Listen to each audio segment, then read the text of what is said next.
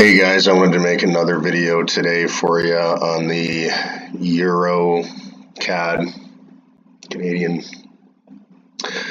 Okay, so let's start this off. This is first sell. Obviously, this is a very clear downtrend here, so obviously we don't really need to get much into that. It's pretty obvious which way this was going. We also have a lot of volume in here to the downside.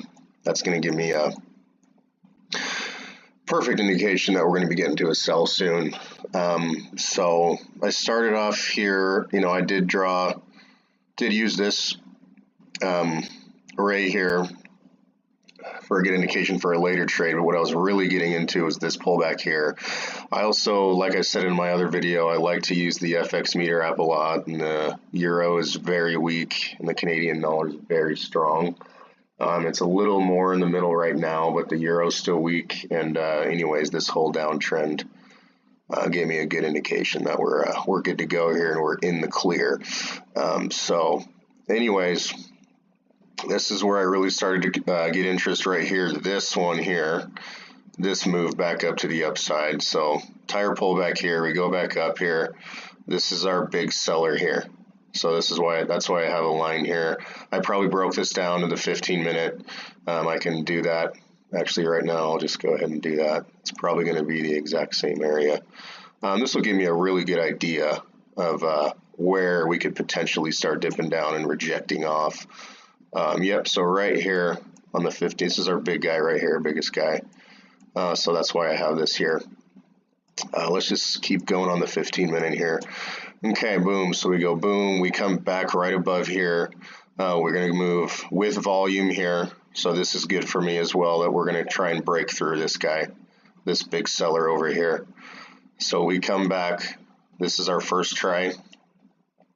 Let me go back to the hourly really quick. I'm not sure if I mentioned already, I did miss this trade again. I'm not sure if it was the time. Oh, actually, no. Yeah, I'm about to get into why I missed it, because I was waiting. So we have our first big move up here to try and break through this guy. There's still volume here. It's not a lot of volume. It's obviously definitely not more than the sell volume, but I guess this is one of the big things I should have been paying attention to, especially that this guy here. I can go down to the 15-minute and break this down a little bit. But basically the volume, let me just go down to the 15-minute. The volume should have given me a good indication that we weren't going to try and break through again, because I was actually waiting for this to at least come back up to here. I was thinking we were going to reject off here and come back up to here before we started moving down again. I was hoping for all the way up here. So this is our rejection here.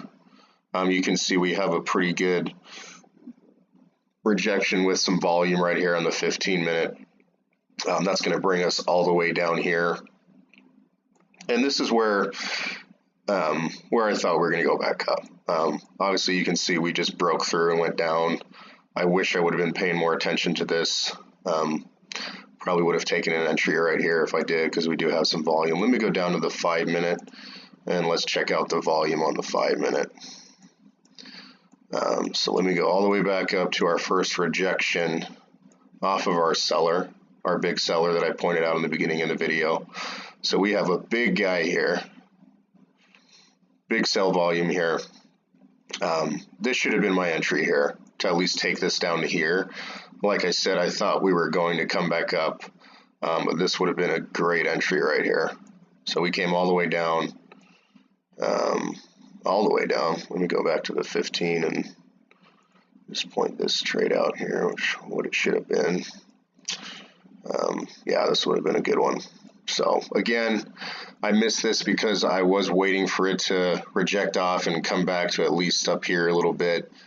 But didn't end up doing that. I should have been paying a little more attention to the volume and this volume here breaking through. But I didn't, and that's okay. Next time, I need to be paying attention to the volume a little bit more, and the fact that we clustered here and got into a range, as opposed to shooting back up, we were building up in here, ended up coming down. So not only did it not break through, or reject and come back up here for a sell. It also hung out here for a while, which is, as Naveen teaches, I mean, this is basically what you're looking for it to keep, you know, this range here. So this should have been an entry here. This should have been an entry here. But again, I was waiting for it to pop right back up here, do its thing, and then come down. So I guess sometimes waiting a little too long can bite you in the butt, but that's okay. We know exactly what we did wrong. And yeah, I'll just go ahead and do this as well. Whoops.